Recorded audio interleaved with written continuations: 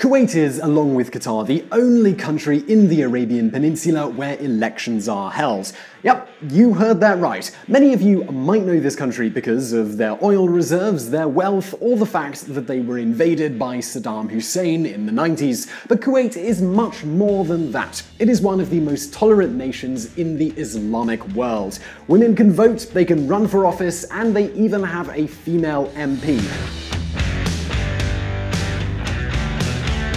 But not only that, for decades the Kuwaiti royal family has been America's best friend in the Gulf. This is why when they were invaded in 1990, Uncle Sam didn't hesitate for a moment and sent in their troops immediately. This will not stand.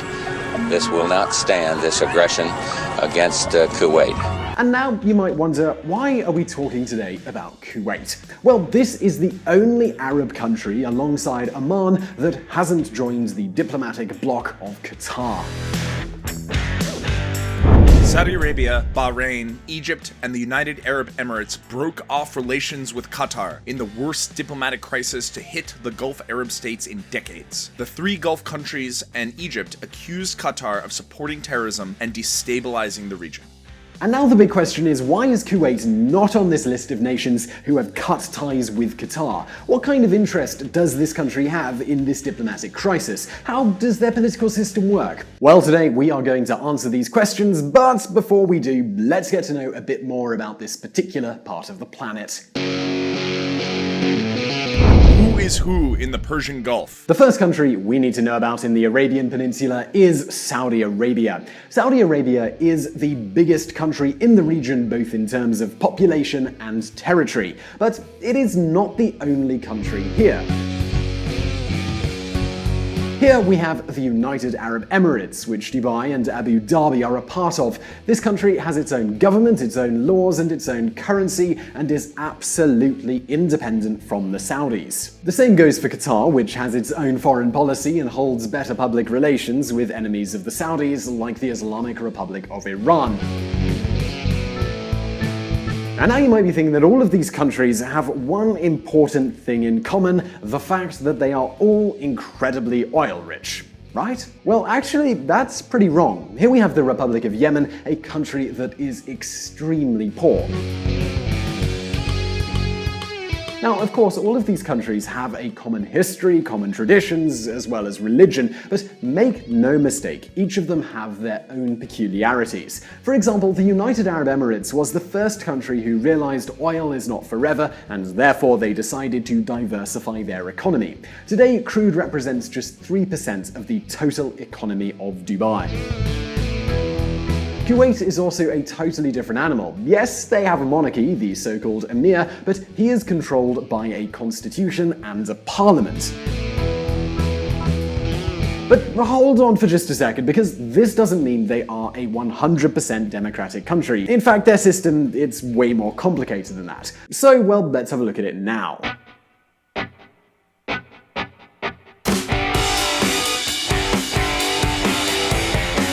How does semidemocracy work in Kuwait? Kuwait is known as a semi-democracy. Unlike Saudi Arabia, Kuwait has freedom of religion. This is why you can even find a Catholic church in the middle of Kuwait City. Things like the hijab are not mandatory, and even the laws regarding alcohol, they're fairly liberal in comparison with their neighbors. Of course, it's still forbidden to buy and sell alcohol, but it is legal to drink in private. Nonetheless, the main peculiarity about Kuwait are their elections. All the adult, natural-born citizens have the right to vote their parliament every 4 years. This includes women. In these elections, political parties are forbidden.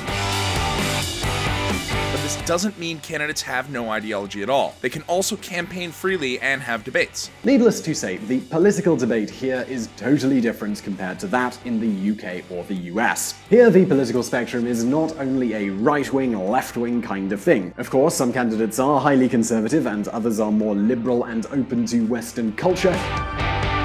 But this is not the only thing that divides Kuwaiti society. There is also this never-ending fight between Sunni Muslims and Shia Muslims. This is because, as I said before, there is freedom of religion, and that means the creed of the candidate is as important as his tax plan. But not only that, there is another big divide between the so-called urban voters and the so-called tribal ones. Just think about it for a moment. This is a country with a long nomadic tradition, with half of the population still living in tribes, and these tribes hold their own primaries to choose their own candidates.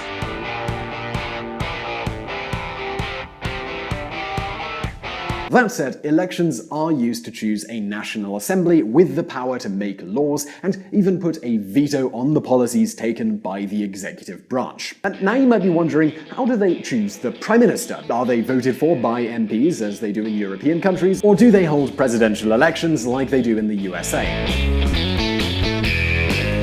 Well, it's actually nothing like either of those. As I said, Kuwait is a semi-democracy. This means that the head of state is the emir, and he chooses the prime minister and his cabinet. So maybe this sounds like those European absolute monarchies that you studied about in history lessons. Well, it's not really exactly like that. In fact, in Arab monarchies, the position of emir is not inherited. This is why in Saudi Arabia, they have big internal battles to choose their leaders. And as I explained in a previous video, royal families in this part of the world can have thousands of members. So in the case of Kuwait, the members of the royal family, the so-called Al-Sabah House, can vote for the emir. But right after, the National Assembly has to vote on whether they can accept this decision or not. But hold on now for just a second, because just in case the system wasn't complicated enough, here is another extra fact. The constitution allows the emir to dissolve the parliament anytime he wants. And, well, that's something he does pretty often. Emir of Kuwait dissolves parliament. The move, announced on state media after an emergency government meeting, sets the stage for early elections. And believe me, parliamentary debates in Kuwait are far from being quiet. Emergency meetings are a common thing, and sometimes it's really hard to get any kind of consensus. For some analysts, this is one of the reasons that explains this. Crudeaholic economy. We all know it. Oil-rich countries have so much money they can spend as if there was no tomorrow. Most natural-born Kuwaiti citizens work as civil servants for the government. They pay no income tax, their energy bills are subsidized, and their salaries, well, they're ludicrously high. The people who work on oil rigs, well, they're the foreigners. But this is not only a reality for Kuwait, it happens all over the region. Black gold has allowed all of these countries to enjoy this way of life.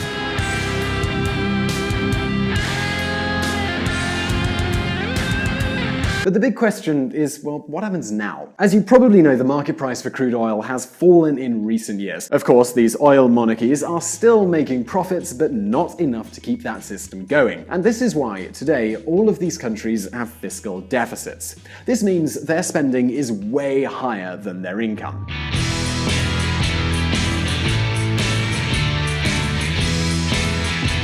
Pay attention to the chart here. Even the USA, a country which is really worried about its deficit, is doing better than these countries. And now you might wonder, what does this figure actually mean? Well, this means that if the Kuwaitis don't want to go bankrupt in just a few years, they better find some alternative incomes and not rely entirely on oil. Nonetheless, despite Kuwait having the most modern and democratic political system, they have the highest dependence on crude oil.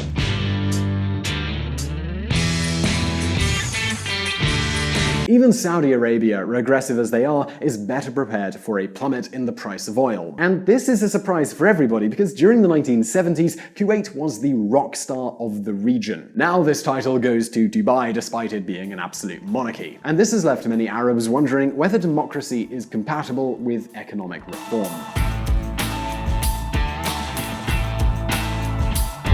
Kuwait has stagnated, frustrating the people of a country once seen as a Middle East trailblazer. Let's say that you want to start a logistics company in Dubai. You just need to buy some land and build the facilities, right?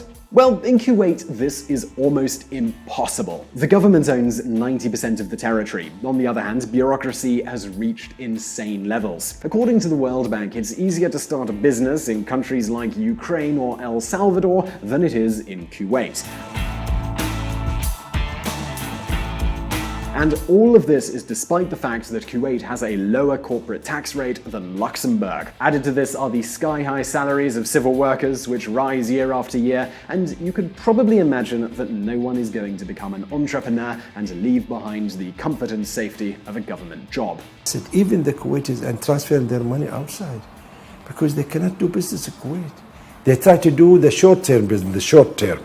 But now, all of a sudden, the Qatari crisis has offered Kuwait a chance to emerge as a regional leader. Their royal house has good relationships with all the countries involved, including the United States, Saudi Arabia, and Qatar. Plus, their political system is the most open and democratic in the region. In other words, they have the best chance of becoming a mediator in this crisis, and they're well aware of it. Kuwait Emir to travel to Saudi for Qatar talks. So now the question becomes, do you think Kuwait can take back its role as a regional leader? Can this crisis help them to showcase their country for foreign investments? Well, let us know what you think in the comment section below. We're waiting to hear from you. Meanwhile, things are far from quiet in Saudi Arabia. Their royal house is having an internal war to determine who is going to be the successor of the prince. Click here if you would like to know more about that story. And of course, do not forget to visit our friends at the Reconsider Media podcast. They provided the voice you heard on this video that is not mine. And don't forget, we publish brand new videos every Monday and every Thursday, so please do subscribe to this channel and you won't miss any of those videos. And finally, if you like this video, please do give it a thumbs up. And as always, I'll see you in the next video. And if you'd like to hear more of my lovely voice, you can join us at Reconsider, the podcast that covers politics, but we don't do the thinking for you. Available on your favorite podcatcher. See you there.